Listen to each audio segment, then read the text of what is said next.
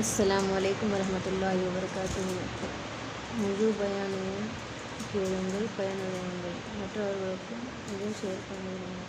நீங்க நினைக்கலாம், இந்த உலகத்துல நிறைய செல்வம் வழங்கப்பட்டிருக்கு, நமக்கு ஒரு பதவி வழங்கப்பட்டிருக்கு, மக்களால் கண்ணியப்படுத்தக்கூடிய இடத்துல நம்ம இருக்கிறோம், மக்களால் மதிக்கப்படக்கூடிய இடத்துல இருக்கிறோம். இதையெல்லாம் அல்லாஹ்வுடைய அருள், சிறந்த அருள் என்று நீங்கள் நினைக்கலாம். கிடையவே கிடையாது. ஒரு மனிதனுக்கு அல்லாஹ்விடத்திலிருந்து வழங்கப்படக்கூடிய சிறந்த அருள் எது தெரியுமா? அவன் பொறுமைசாலியாக இருப்பானேயானால் அதுதான் சிறந்த அருள். செல்வம் இல்லாம இருக்கலாம், பெரிய பெரிய கார் இல்லாம இருக்கலாம், சொந்தமாக வீடு இல்லாம இருக்கலாம், மக்கள் அவனை மதிக்காம கூட அவன் இருக்கலாம், மக்களிடத்தில் ஒரு கண்ணியம் இல்லாதவனாக கூட இருக்கலாம். ஆனால் அவன் பொறுமைசாலியாக இருப்பானே, ஆனால் பொறுமையை மேற்கொள்வானே, ஆனால் அவனை போல ஒரு சிறந்த அருள் வழங்கப்பட்டவர் யாருமே கிடையாது என்று அல்லாஹ்வுடைய தூதர் அவர்கள் அந்த பொறுமை என்கிற குணத்தை பற்றி ஆழ சிலாகித்து உயர்த்தி பேசக்கூடிய செய்திகளை எல்லாம் நம்ம பார்க்கிறோம். அஸ்ஸலாமு அலைக்கும் வரஹ்மத்துல்லாஹி வபரகாத்துஹு. கண்ணியத்திற்குரிய சகோதரர்களே, அல்லாஹ் ரப்பல் ஆலமீன் தன்னுடைய திருமறையில் நாம் படிப்பினை பெறக்கூடிய வகையில் ஏராளமான வரலாற்று செய்திகளை இறைவன் திருமறையிலே குறிப்பிடுகிறார். அந்த வரலாற்று செய்திகளை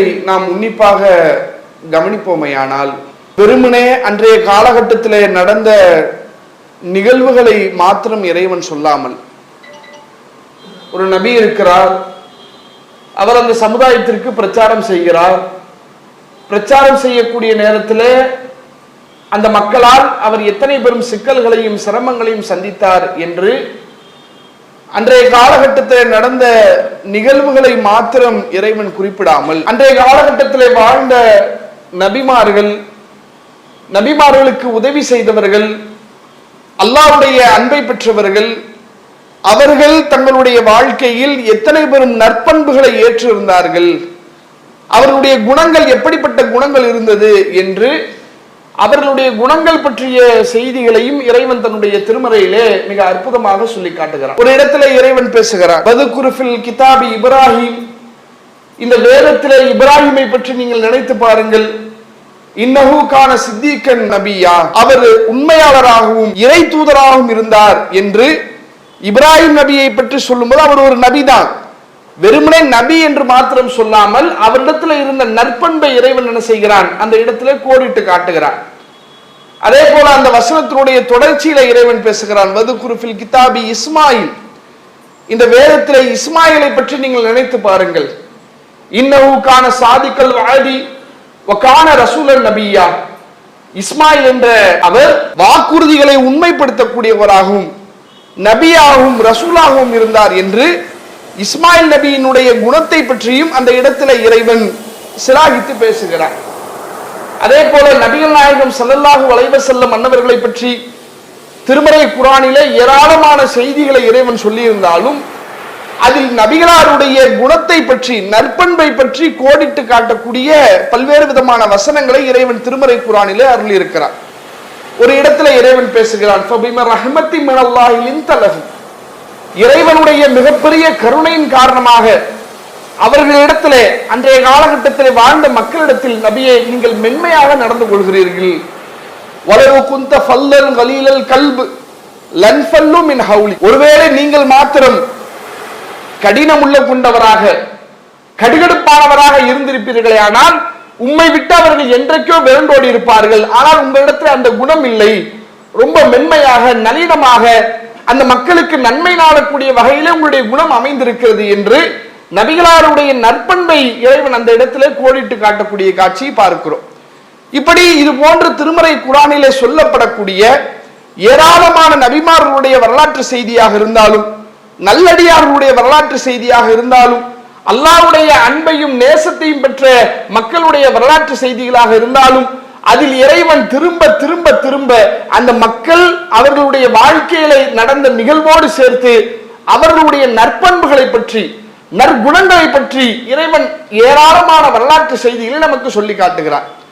அதுல நாம கவனிக்க வேண்டிய மிக முக்கியமான ஒரு அம்சம் என்னன்னு சொன்னா, இறைவன் யாரையெல்லாம் திருமறை குர்ஆனிலே கண்ணியப்படுத்தி புகழ்ந்து மிகச்சிறந்தவர்களாக இறைவன் அறிவிக்கிறானோ அத்தனை நபர்களுடைய வரலாற்றில் நாம எடுத்து பார்க்கும் போது எல்லோரிடத்திலும் இருந்த பொதுவான ஒரு நற்குணத்தை பற்றி நாம சொல்வதாக இருந்தால் பொறுமையை பற்றி சொல்லலாம்.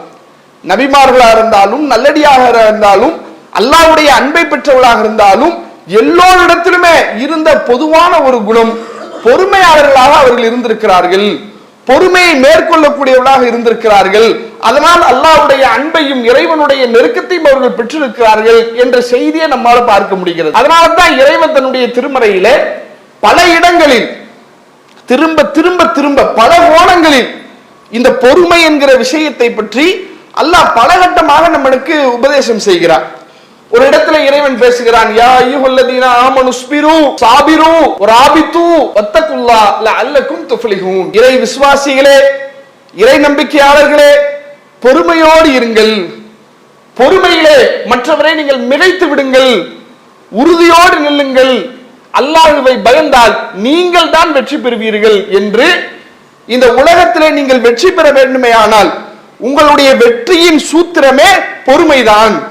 பொறுமையோடு நீங்கள் இருப்பீர்களே ஆனால் கண்டிப்பாக நீங்கள் வெற்றியை அனுபவிக்கலாம் என்று, வெற்றிக்கான முதல் தகுதியாக பொறுமை இருக்க வேண்டும் என்ற ஒரு செய்தி இறைவன் குறிப்பிடுகிறார். அதே போல திருக்குறான்ல இன்னொரு இடத்துல பழி வாங்கக்கூடிய அந்த சட்டத்தை பற்றி இறைவன் பேசுகிறான். ஒருத்தரால நமக்கு ஒரு பாதிப்பு ஏற்பட்டுருச்சு, பாதிப்பு ஏற்பட்ட நிலைமையில் இருக்கக்கூடிய நாம அவரை பழி தீர்ப்பதற்கான உரிமை படைத்தவர்களாக இருக்கிறோம். அந்த செய்தியை சொல்லிவிட்டு இறைவன் அடுத்து அந்த வசனத்திலே பேசுகிறான், வலமன் சபர வகஃபர இன்ன ஸாலிக லமின் அஸ்மில் உமூர். யார் பொறுத்து கொண்டும் அவர் செய்த அந்த தவறை மன்னித்து விடுகிறாரோ, இன்ன ஸாலிக லமின் அஸ்மில் உமூர், அது காரியங்களிலே மகத்தான உறுதியானது. ஒரு பொறுமையோடு பழிக்கு பழி வாங்க வேண்டிய இடத்தில் நின்று கொண்டு அதை கையாளாமல் பொறுமையோடு அவர் விட்டு விடுகிறார் என்றால் அதுதான் இவர் செய்த காரியங்களிலே மிக உறுதியான காரியம் என்று பொறுமையை மிக சிலாகித்து இறைவன் பேசக்கூடிய ஒரு இடத்தை நம்ம பார்க்கிறோம். அதே போல அல்லாஹ்விடத்திலே நாம் உதவி தேடக்கூடியவர்களாக, இறைவனிடமிருந்து அருளை எதிர்பார்க்கக்கூடியவர்களாக நாம் இருந்தால், அப்படி இருக்கக்கூடிய நாமும் நம்முடைய வாழ்க்கையிலே பொறுமையை மேற்கொள்ள வேண்டும் என்பதையும் இறைவன் பேசுகிறான். யா அய்யுஹல்லதீன ஆமனு, இறை விசுவாசிகளே, இஸ்தஈனு பிஸ்ஸப்ரி வஸ்ஸலா, பொறுமையை கொண்டும் தொழுகையை கொண்டும் அல்லாஹ்விடத்திலே நீங்கள் உதவி தேடுங்கள். இன்னல்லாஹ மஅஸ் ஸாபிரீன், அல்லாஹ் பொறுமையாளர்களோடு தான் இருக்கிறான். பொறுமையோடு நீங்கள் அல்லாஹ்விடத்திலே உதவி தேடுங்கள். வெறுமனே நீங்க உதவி கேட்கிறீங்க, கேட்ட மாத்திரத்தில் கிடைக்காது. நீங்கள் கேட்ட பிரார்த்தனையிலே பொறுமையோடு நீங்கள் இருக்க வேண்டும் என்று, அல்லாஹ்வுடைய உதவி நமக்கு கிடைக்க வேண்டுமே ஆனால் நமக்கு பொறுமை அவசியம் என்பதையும் இறைவன் சொல்கிறான். இது மட்டுமல்ல, திருமறை குர்ஆன்ல நீங்க எடுத்து பார்த்தீங்கன்னா ஏராளமான இடங்கள்ல பொறுமையை பற்றி அவ்வளவு சிலாகித்து பேசுகிறான். ஒரு இடத்துல இறைவன் சொல்கிறான், யார் பொறுமையோடு இருக்கிறாரோ அவருக்கு நாளை மறுமையிலே கணக்கற்ற கூலி வழங்கப்படும். நாளை மறுமையிலே ஏராளமான கூலிகள் வழங்க வேண்டும் என்று நீங்கள் ஆசைப்படுவீர்களே ஆனால் இந்த உலகத்திலே பொறுமையோடு இருங்கள் என்று இறைவன் பேசுகிறான்.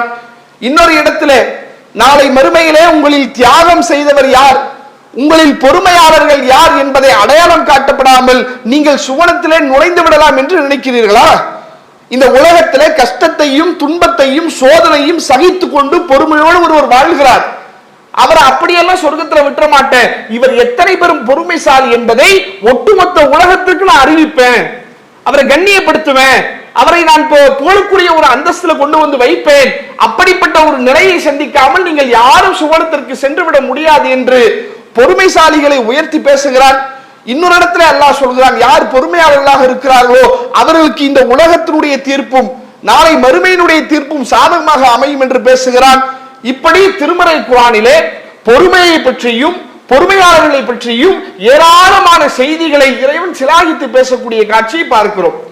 நபிகள் நாயகம் ஸல்லல்லாஹு அலைஹி வஸல்லம் அவர்கள் இந்த பொறுமை என்பது எத்தனை பெரும் சிறப்பிற்குரியது என்பதை அல்லாஹ்வுடைய தூதர் அவர்களும் ஒரு சந்தர்ப்பத்திலே விளக்குகிறார்கள். ஒரு சந்தர்ப்பத்தில் அல்லாஹ்வுடைய தூதர் அவரிடத்துல அன்சாரிகளை சார்ந்த ஒரு கூட்டத்தார் நபிகளிடத்திலே உதவி கேட்பதற்காக வராங்க. வந்து ரசூலுல்லாஹ் இடத்துல கேட்கிறாங்க. ரசூலுல்லாஹ் என்ன பண்ணிடுறாங்க, அந்த உதவி பொருட்களை கொடுத்துடுறாங்க. வாங்கின பிறகு அவங்க என்ன செய்யறாங்கன்னா திரும்பவும் நபிகளார் இடத்துல கேட்கிறாங்க, அல்லாஹ்வுடைய தூதர் இன்னும் கொஞ்சம் தாங்களே. நபிகளார் என்ன செய்யறாங்க, சரி கேட்டுட்டாங்கன்னு சொல்லி திரும்பவும் கொடுத்துடுறாங்க. மூன்றாவது தடவையா அந்த மக்கள் கேட்கிறாங்க. அப்ப ரசூலுல்லாஹ் கொடுக்கிறதுக்கு எதுவும் இருக்குதான்னு பாக்குறாங்க, இல்ல காலியா போச்சு, கொடுத்து கொடுத்து தீர்ந்து போயிடுச்சு. அப்ப அந்த நேரத்தில் அல்லாஹ்வுடைய தூதர் அவங்க சொல்றாங்க, மக்களே என்னிடத்துல இதை விட அதிகமான பொருளாதார பொருட்கள் இருந்துச்சுன்னா அதை உங்களுக்கு தான் நான் பங்கு வச்சு கொடுப்பேன், அது உங்களுக்கு தெரியாதா அப்படின்னு அல்லாஹ்வுடைய தூதர் அவங்க சொல்லிவிட்டு